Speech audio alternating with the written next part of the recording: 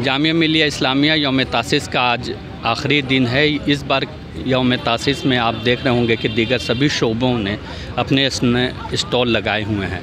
वहीं faculty of engineering की जानिब से जो एनवायरमेंटल साइंस का डिपार्टमेंट है उसने भी अंसारी लॉन में अपने 50 नंबर स्टॉल लगाया है। इनकी काविश रहती है कि साइंस के ज़रिए एनवायरनमेंट को किस तरीके से बेहतर रखा जाए। जामिया मिलिया इस्लामिया का ये डिपार्टमेंट हमारे माहौल को खुशनुमा रखने और आलूदगी से दूर रखने के लिए बेकरार कोशिश रहता है। इसकी कोशिश और काविश इस बात का नतीजा है कि पहली यूनिवर्सिटी रही है जो कि प्लास्टिक फ्री घोषित की गई है। इस तरीके के ये मॉडल इनके बच्चे, इनके तलबा, इनके उस्ताद एनवायरमेंटल को अच्छा रखने के लिए बहुत काम करते हैं। आइए इस मुतल्लिक हम बात करते हैं कि इस मेले में एनवायरमेंटल साइंस के प्रोफेसर सुराजुद्दीन अहमद साहब की कोशिश क्या है और किस तरीके की मॉडल इस बार इनके बच्चे पेश कर रहे हैं। शुक्रिया। ये यौम तासीस जिस तर्ज पे मनाई जा रही है ये एक तारीख़ी मुकाम है।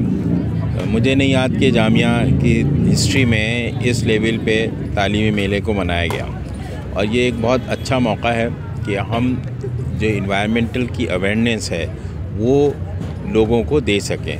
तो इसी नियत से हमारे head of the department doctor Rajiv Singh ने प्रपोज़ करा कि एक हम लोग स्टॉल लगाएं जिसमें जो भी इन्वायरमेंट के रिलेटेड चीज़ें हैं, जैसे क्लाइमेट चेंज है, वाटर ट्रीटमेंट है, एयर को साफ़ करने के तरीक़े हैं, इसके आसान से सिंपल मॉडल्स बच्चे बनाएं ताकि जो यहाँ पे आसपास से लोग आते हैं और दूसरे डिपार्टमेंट के बच्चे हैं और करीब नेबरहुड के जो लोग हैं उनको हम चीज़ें एक्सप्लेन कर सकें और ताकि वो रियलाइज़ कर सकें कि इन्वायरमेंटल की क्या इम्पोर्टेंस है।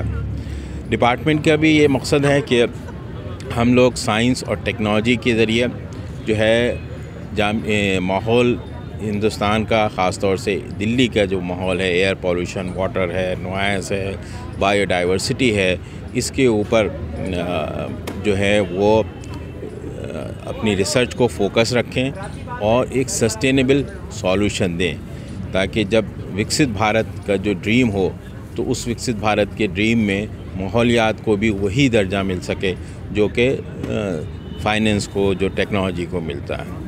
तो मैं ख़ास तौर से अपने तमाम कुलीग सौरभ का और जो इसके कोऑर्डिनेटर हैं और बच्चों का ये बहुत कॉन्ग्रेचुलेट करता हूँ, उनको मैं मुबारकबाद देता हूँ कि उन्होंने एक छोटे से मौके में एक बड़ी अच्छी कोशिश की है जिसको काफ़ी लोगों ने सराहा है।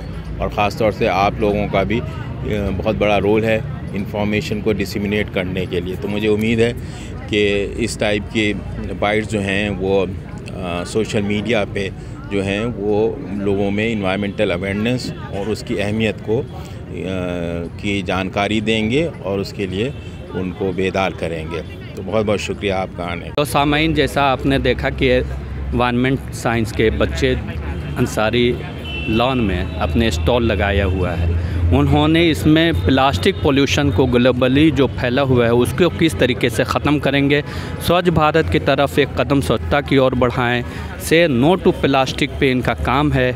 विकसित भारत का जो अभियान है जो कि 1947 से 2047 साल यानी 7 साल यानी 100 साल, एक सेंचुरी के लिए जो विकसित भारत का प्रोग्राम है उसमें एनवायरमेंटल साइंस के तरीके से अपनी भूमिका निभा सकता है, उस पे काम है। साथ ही साथ सस्टेनेबल डेवलपमेंट को गोल को किस तरीके से अचीव करेंगे इन सब पे वो फोकस कर रहे हैं। इस स्टॉल में भी बताया गया है कि जामिया को प्लास्टिक फ्री कैसे रखा गया है और ग्रीनर और क्लीनर कैंपस को किस तरीके से रखेंगे, किस तरीके से बोतल या टिफ़िन या अपने चीज़ों को संभाल के रखें, उसकी जगह उसके दूसरी चीज़ें यूज़ करें, सेग्रेटेड वेस्ट प्रोडक्ट को किस तरीके से काम में लाएं और क्लीन अप ड्राइव्स को किस तरीके से करामद बनाएं, इन सब पे काम कर रहे हैं। उसकी तरीके से ये लोग इको टेक एक्सपो भी पेश कर रहे हैं, यानी टेक्नोलॉजी की फील्ड में भी एनवायरमेंटल साइंस जो कि faculty of engineering and technology के शोबे के अंदर में आते हैं, उन्होंने circular economy, zero waste water, surface earth है और कैच द रेन, इन सब टॉपिक, इन सब थीमों को पकड़ करके बच्चे यहाँ ढेर सारे प्रदर्शन कर रहे हैं, मुजाहरे कर रहे हैं। आइए बात करते हैं उनकी टीम से, जो वो बताएंगे कि उनका अभी किस तरीके का मॉडल चल रहा है। थैंक सर, मेरा नाम इंजीनियर अजहर है। I am from MTech environmental health and safety management. आपका बहुत बहुत शुक्रिया, आप हमें यहाँ आए और आपने हमारे ये प्रोजेक्ट्स और मॉड्यूल्स देखने के लिए। Sir, this is low cost TDS and turbidity sensor. TDS और टर्बिडिटी दो बड़े इश्यूज़ हैं या पैरामीटर्स हैं हमारे वाटर क्वालिटी के। TDS means total dissolved salt, पानी में साल्ट और मिनरल्स की, आयंस और मिनरल्स की क्या कंसंट्रेशन है, और ये हम मेजर करते हैं बाय इलेक्ट्रिक कंडक्टिविटी। जैसे कि आपको पता है जो साफ़ पानी होता है उसमें आयंस और मिनरल्स कम है। जब आयंस और मिनरल्स कम होंगे सर उसमें, तो उसका TDS भी कम होगा।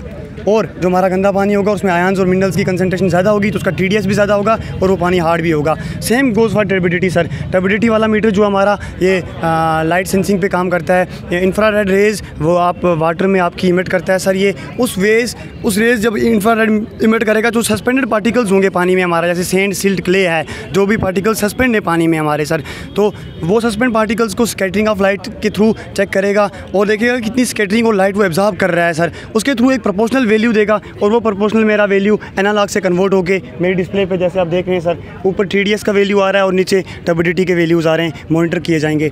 दोनों वाटर क्वालिटी पैरामीटर्स हैं सर और दोनों बहुत इंपॉर्टेंट है सर। टर्बिडिटी इसलिए इंपॉर्टेंट है क्योंकि सर टर्बिडिटी से क्या होता है कि टर्बिडिटी जो होती है वो हेजीनेस या क्लाउडीनेस होती है पानी में, और हमारे एक्वाकल्चर के लिए और जितनी भी हमारी मशीन्स हैं ये उनमें इशूज़ ला सकती है, जो हमारी वाटर ट्रीटमेंट की मशीन्स हैं। तो इसलिए हम सब टर्बिडिटी चेक करते हैं।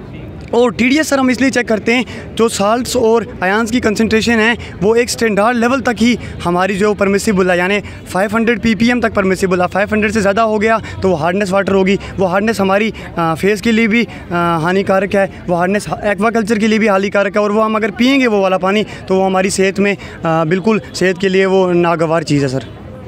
तो सामीन, जैसा कि इस थीम में भाई ने बताया, स्टूडेंट ने बताया कि TDS और टर्बिडिटी क्या चीज़ें हैं और लो कॉस्ट रियल टाइम पे इसका इन्होंने मॉडल पेश किया। आइए इसी के साथ हम दूसरे मॉडल पे ले चलते हैं, जो कि रेन वाटर हार्वेस्टिंग के मॉडल हैं। इस मॉडल में हमारे स्टूडेंट आपको रेन वाटर हार्वेस्टिंग के बारे में बताएंगे और बताएंगे कि इस मॉडल को एनवायरमेंटल साइंस की जानिब से कैसे पेश किया गया, या हमारे माहौल को, हमारे आलूदगी को कम करने के लिए, या जो आजकल पानी की किल्लत आ रही है उसको कम करने में किस तरीके से कारगर भूमिका अदा कर सकता है। मेरा नाम मोहम्मद शहबाज हुसैन है। मैं इन्वायरमेंट साइंस डिपार्टमेंट में एमटेक कर रहा हूँ। बेसिकली ये रेन वाटर हार्वेस्टिंग सिस्टम का एक मॉडल हमने यहाँ पे दिखा रहे हैं। इसमें क्या होता है कि जो रेन है उसको कैच करके एक प्रोसेस के थ्रू उसको प्योरीफाई किया जाता है, फिर एक टैंक में उसको स्टोर किया जाता है, और फिर वो अगर वो ओवर हो जाता है तो उसको ग्राउंड वाटर को रिचार्ज किया जाता है। बेसिकली इसका मेन पर्पज़ ये है कि हमारे सबसे ज़्यादा अभी दो समस्या ज़्यादा है। एक है हमारा ग्राउंड वाटर धीरे धीरे ख़त्म होते जा रहा है, जिससे क्या होगा आने वाले कल में एक पूरी तरह से ग्राउंड वाटर ख़त्म हो रही है। उसको रिचार्ज करने के लिए एक हम लोग का एक मॉडल ये बनाया गया है, रेन वाटर हार्वेस्टिंग। इसमें क्या होगा कि बारिश को पानी को कलेक्ट करके उसको हल्का प्यूरीफाई करके उसको रीयूज़ कर सकते हैं। ये अगर ये चीज़ अगर हर जगह ये चीज़ इंस्टॉल कर दिया जाए तो इसमें दो चीज़ फ़ायदा करेगा। एक है कि हमारा जो ग्राउंड वाटर है वो रिचार्ज हो जाएगा। दूसरा, जो बड़ी शहरों की प्रॉब्लम है कि थोड़ा सा बारिश होती है पूरा रोड उसमें फ्लडिंग जैसा माहौल हो जाता है, जिससे कारण दिक्कत होती है। अगर ये हर जितने भी बिल्डिंग बन रही है सारे बिल्डिंग के ऊपर ये rain water harvesting system install कर दिया जाए तो ये जो दो चीज़ है, हमारा जो ग्राउंड वाटर जो रिचार्ज होगा और साथ में ये जो फ्लडिंग के प्रॉब्लम है वो दूर होगा। इसका रेन वाटर जो एस्टिमेट डाटा है दिल्ली गवर्नमेंट के हिसाब से लगभग 500 से 800 mm बारिश होती है एक साल में। अगर ये पानी को अगर 100 मीटर स्क्वायर फीट पे अगर इसको कलेक्ट करते हैं तो इतना वाटर हमको कलेक्ट हो जाएगा, मतलब 70,000 लीटर के आसपास एक साल में 100 स्क्वायर मीटर के एरिया में कलेक्ट कर सकते हैं। अगर उसको प्योरीफाई करके रीयूज़ करेंगे और फिर उसको रिचार्ज करेंगे तो इसका एक एस्टिमेट बनाया जाता है कि पर पर्सन पर डे कम से कम एक नॉर्मल 100 से लेकर के 130 लीटर ये पानी यूज़ करता है। ऐसा तो देखने में लगता है कि हम लोग कम यूज़ करते हैं, लेकिन असल में अगर कैलकुलेट किया जाए तो 100 से लेकर के 130 लीटर हम लोग वाटर यूज़ करते हैं। अगर ये सिस्टम को अगर इंस्टॉल करते हैं तो इसमें क्या होगा, 4 लोग, अगर एक फैमिली में 4 लोग हैं और इसी पानी को सिर्फ यूज़ कर देंगे, सिर्फ ये पानी इतना है कि 4 मंथ तक सिर्फ ये पानी को हम लोग यूज़ कर सकते हैं, इतना बारिश का पानी होता है। अगर ये इंस्टॉल करना बहुत ही ईजी है, बहुत ही लो कॉस्ट है। ऑलरेडी हमारा बिल्डिंग सिस्टम होता है, ऑलरेडी ये पाइप के थ्रू पाइप भी लगा रहता है। सिर्फ इसमें क्या है, एक ये सिस्टम लगाना है जो कि बहुत ही कॉस्ट इफेक्टिव है। इसका बस एक गड्ढा करना रहता है 1 mm एंड इसका डेप्थ 1 मीटर लंबाई और 1 मीटर चौड़ाई, इसका डेप्थ 1.5 मीटर, 1.5 मीटर। इसमें एक लेयर बना देना है एग्रीगेट का, coarse aggregate 30 centimetre, fine aggregate 30 centimetre, और ये हमारा सैंड है उसको 30 सेंटीमीटर, और चारकोल जो है वो 20 सेंटीमीटर, और एक कॉटन है। बस ये प्रोसेस सिर्फ खाली उसमें इंस्टॉल कर देना है, और इसकी कॉस्ट बहुत ही कम है। अगर 100 स्क्वायर फीट का हमारा एरिया है, रूफ टॉप है, तो मात्र इसका कॉस्ट हमारा जो पड़ेगा वो 5,000 से लेकर के 25,000 तक के आसपास है। बहुत ही कॉस्ट है। इसको इंस्टॉल करने के लिए गवर्नमेंट भी सब्सिडी दे रही है, 50% के आसपास गवर्नमेंट सब्सिडी दे रही है। 100 स्क्वायर फीट अगर हमारा होता है तो गवर्नमेंट हमारा 10,000 तक ये सब्सिडी दे रही है। दिल्ली गवर्नमेंट का ये जो सब्सिडी प्रोवाइड कर रही है दिल्ली गवर्नमेंट की है। और इसमें दिल्ली गवर्नमेंट ने भी एक रूल बनाया है कि जितना भी अगर 100 स्क्वायर फीट के अगर हमारा एरिया है तो उसमें ये rain water harvesting system install करना बहुत ही ज़रूरी है। लेकिन अगर वो उसको अगर नहीं करते हैं, इसमें कुछ पेनल्टी लगाई है गवर्नमेंट ने। अगर इसको सही से अगर सारे जितने भी बिल्डिंग है इंस्टॉल करते हैं तो ये जो वाटर की जो समस्या है धीरे धीरे हम लोग जो डिपेंडेंसी हम लोग ग्राउंड वाटर पे है उसकी हम कम कर सकते हैं, और साथ में और भी जो फ्लडिंग जो आ जाती है उसकी समस्या से हम लोग बच सकते हैं। यही है। अंसारी लान में स्टॉल नंबर 50 पे जामिया मिलिया इस्लामिया का डिपार्टमेंट ऑफ इंजीनियरिंग का जो एनवायरमेंटल साइंस के शोबे हैं उसमें से आप बच्चे अपने मुजाहरे पेश कर रहे हैं, प्रदर्शनी लगाया है। 2 मॉडल उन्होंने अभी तक पेश किया।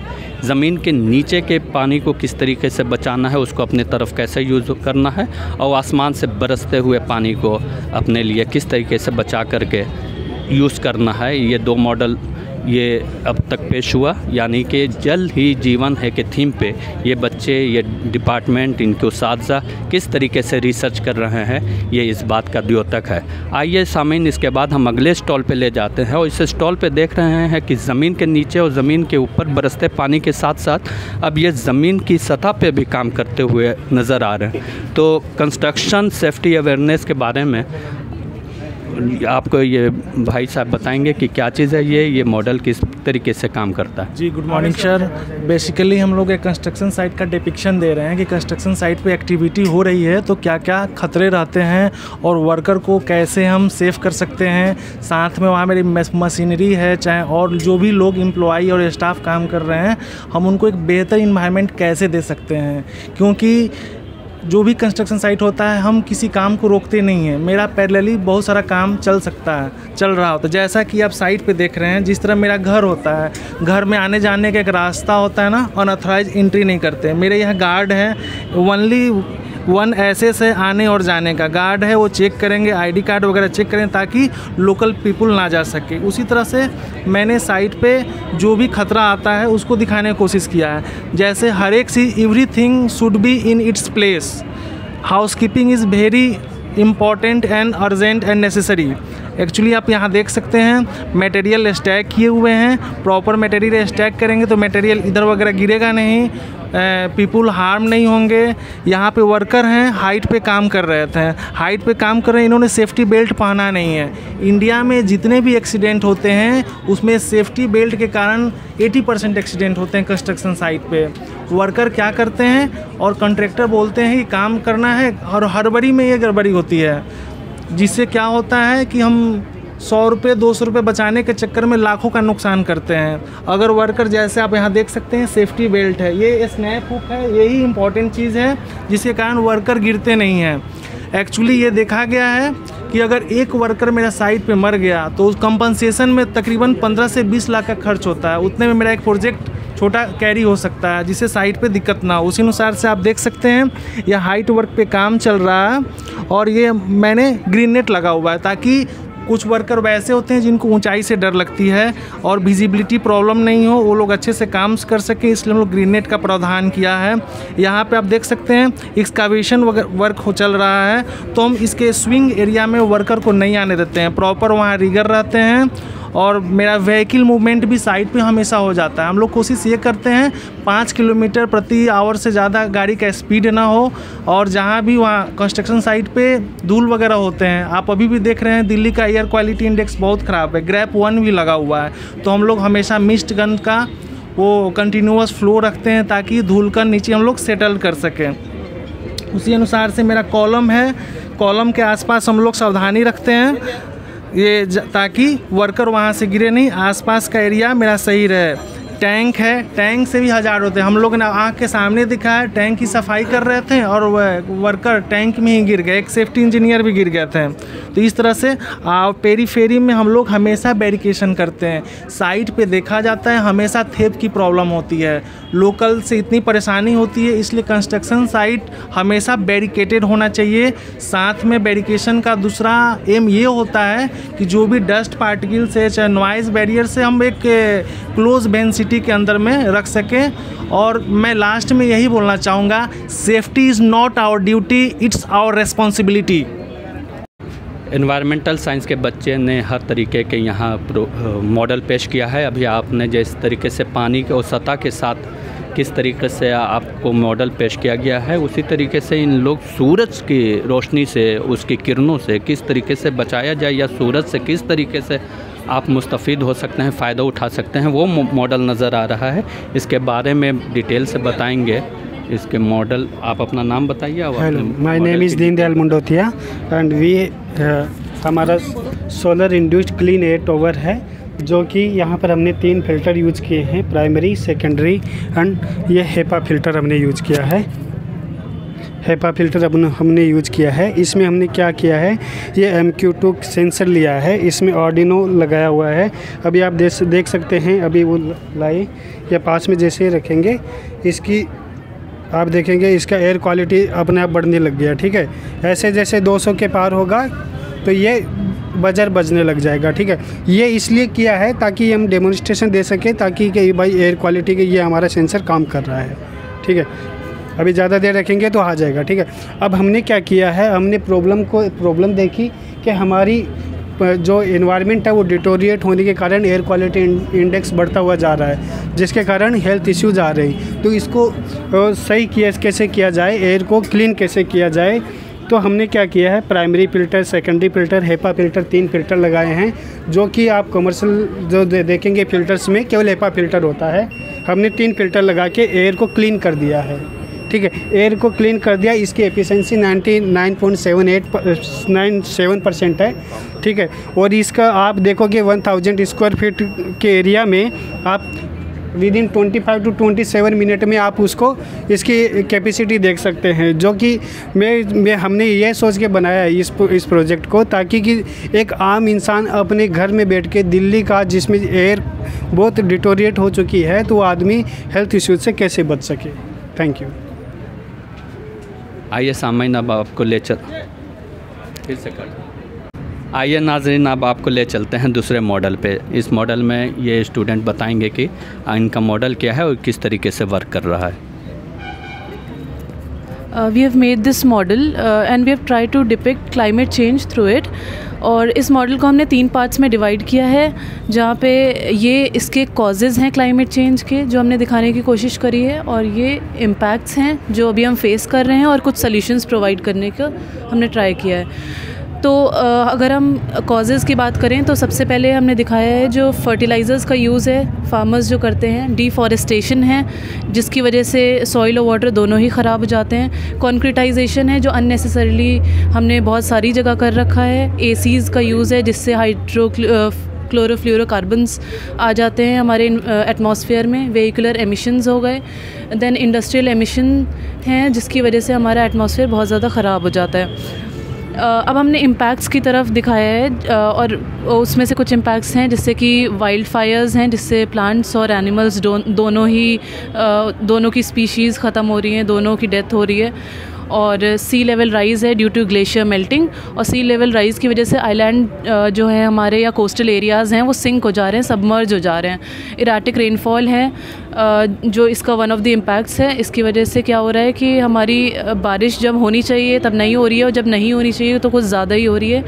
Then we have ocean acidification, और इसमें ओशन की जो मरीन जो हमारी स्पीशीज़ है उन पे इफ़ेक्ट पड़ रहा है, और कोरल ब्लीचिंग टाइप की चीज़ें हमें देखने को मिल रही हैं। Desertification is one of the impacts that we are facing nowadays. Flash floods जो कि अर्बन फ्लड्स हैं, जिसकी वजह से पूरी सिटीज़ क्लॉग हो जा रही हैं। और ये बेसिकली हमने अर्थ को दिखाने की कोशिश करी है, ये जो अर्थ हमारी जैसे अभी हो रही है इस टाइम पर, और ये एक्चुअली जैसे हमारी अर्थ होनी चाहिए। तो इस अर्थ को हमें, ताकि हम इस तरह की अर्थ में रह सकें, उसके लिए हमने कुछ सॉल्यूशंस प्रोवाइड करे हैं। और जैसे सॉल्यूशंस इंक्लूड कर रहे हैं एफॉरेस्टेशन हो गया, और हमारा इलेक्ट्रिक व्हीकल्स का यूज़ हो गया, पब्लिक ट्रांसपोर्ट यूज़ करना instead of using individual vehicles, renewable energy की तरफ स्विच करना, और वेस्ट को रिड्यूस करना। रिन्यूएबल एनर्जी को स्विच करना हो गया हमारा सोलर पैनल्स और विंड मिल का यूज़, और वेस्ट जैसे है तो उसको रिड्यूस करना, और रीयूज़ की तरफ को बहुत ज़्यादा हमें स्विच करने की ज़रूरत है, जिससे कि हमारा वेस्ट जनरेशन कम हो और हम एक क्लीन और ग्रीन अर्थ पे अपनी लाइफ को सस्टेन कर पाएँ। My name is Mohammad Raghib Akbar and I am from Department of Environmental Science. I'm doing a MTech in Health and Safety and Risk Management, and we have designed a model. Before that, I want to introduce my teammates, Sandeep Bhai and Asif, Mohammad Asif, and we have actually designed this working model, and we have been told from the department that we have to use waste material to design this model. ये एक working model है जो मैं waste water treatment के लिए बनाया गया है। मैं आपको थोड़ा सा एक बैकग्राउंड बता दूँ इसका क्यों ज़रूरत पड़ा है, इसका भूमिका मैं बता, क्योंकि अब आज के समय में जो वाटर है वो स्कार्स रिसोर्स है, और अभी देखेंगे तो आप 97% जो वाटर है वो ओशियनिक वाटर है, और 3% जो है फ्रेश वाटर है। उसमें भी हमारे पास लगभग 2.5%, 2 से 2.5% ऐसा वाटर है जो ग्लेशियर के फॉर्म में है, ओशियनिक ये आइस कैप के फॉर्म में है, जो आप डायरेक्ट एक्सेस नहीं कर पा सकते। 0.62% जो है जो in the form of ground water है और रिवर के फॉर्म में। तो ये एक स्कार्स रिसोर्स है, उसे हमें बचाना है। तो ये वेस्ट वाटर का है। जिस तरह के आप देख रहे हैं कि यमुना में जो सीवर लाइन से डायरेक्ट जो वेस्ट वाटर डिस्चार्ज किया जाता है, वो हम उसको कम करने के लिए ये एक मॉडल डिज़ाइन किया गया है ताकि इस पे काम हो सके, और यमुना जैसी रिवर और भी देश में कई अनेकों रिवर है जिसको बचाया जा सके। तो ये जो पानी आएगा that will be coming from the sewer line, तो we have provided a screening, so a screening will be done here. particles which are larger in a size that will be collected over here, debris, plastic bottles जो हम लोग direct sewer line में dump कर देते हैं, तो वो यहाँ पे कलेक्ट हो जाएगा। Thereafter what we do grid chamber, तो ग्रिड चैम्बर में एक्चुअली तो ग्रिड जो होंगे, जो इनऑर्गेनिक पार्टिकल्स होंगे जैसे sand, gravel, that will be settled on over here, and we have additionally provided this elevated like a structure, so water coming from this in this direction it will stuck to this elevated structure, so the velocity of the water will reduce to the higher extent, and thereafter what happen, retention time, जो इसमें पानी का ठहरने का समय होगा वो बढ़ जाएगा, जिसकी वजह से जो भी इसमें इनऑर्गेनिक पार्टिकल्स हो गए that will be settled on due to the gravity at the bottom of this tank. फिर उसके बाद हमने सलज के लिए हमने सेडिमेंटेशन टैंक प्रोवाइड किया है, जिसमें इसमें सस्पेंडेड सॉलिड जो होंगे that will be settled on at the bottom of this tank, and we have also provided sludge removal container here. Asif can you show? तो it's a thread like a structure, तो periodically we can remove the sludge from here.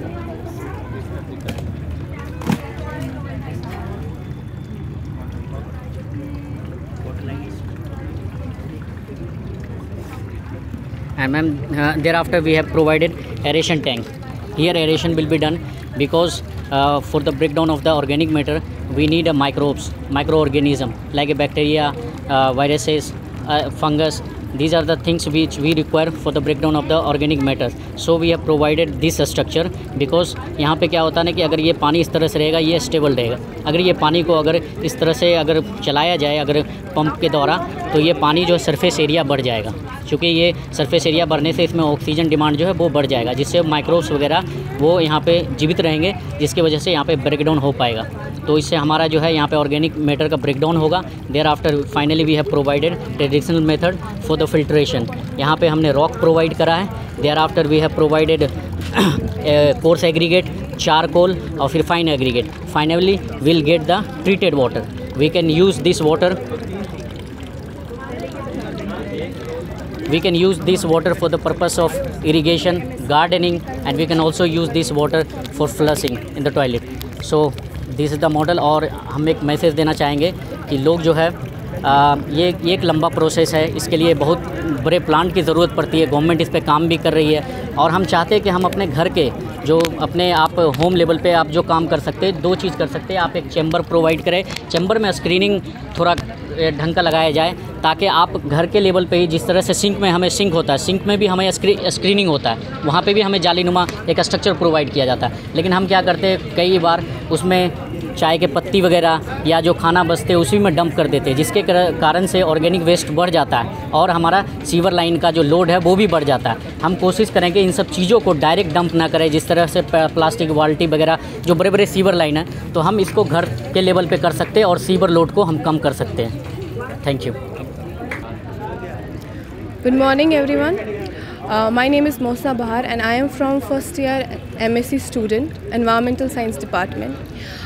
हम लोगों ने तालीमी मेला में अपना एक stall लगाया था जो कि हमने कल लगाया था और हम लोगों ने उसमें सॉलिड वेस्ट मैनेजमेंट से रिलेटेड कॉन्सेप्ट्स को एक्सप्लेन किया था। मॉडल्स से रिलेटेड हमने मॉडल्स बनाए थे जो कि सेग्रीगेशन, रिसाइकल, रीयूज़, रिड्यूस के कॉन्सेप्ट पे बेस्ड थे। हमारा मोटिव यही था कि हम मॉडल से ये एक्सप्लेन कर सकें कि कैसे सॉलिड वेस्ट एक बहुत बड़ी प्रॉब्लम है हमारी सोसाइटी के लिए, हमारी नेचर के लिए, और कैसे हम उसको उसके लिए सोल्यूशन्स डेवलप कर सकते हैं इस थॉट प्रोसेस से कि कैसे हम सॉलिड वेस्ट को मैनेज कर सकते हैं। हमारे क्लास ने बहुत सारे मॉडल्स बनाए थे जो कि सारे वेस्ट से बनाए गए थे। जैसे वेस्ट प्लास्टिक था, वेस्ट प्लास्टिक बॉटल्स है, कार्डबोर्ड है, इन सब चीज़ों से हमारे मॉडल्स बने थे और ये मॉडल्स डिपिक्ट करते थे कि कैसे हम वेस्ट को रीयूज़ कर सकते हैं। जैसे एक कॉन्सेप्ट हम लोगों ने यहाँ पे यूज़ किया है, हमने एक वर्टिकल गार्डन बनाया और ये वर्टिकल गार्डन में कैपिलरी एक्शन से हम प्लांट को वाटर देते हैं, जिसकी वजह से हम वाटर यूज़ भी रिड्यूस करते हैं और इसके अलावा हम ये प्लास्टिक बॉटल्स को रीयूज़ कर रहे हैं। इसके अलावा हमारे और एक मॉडल था जो सेग्रीगेशन पे बेस्ड था।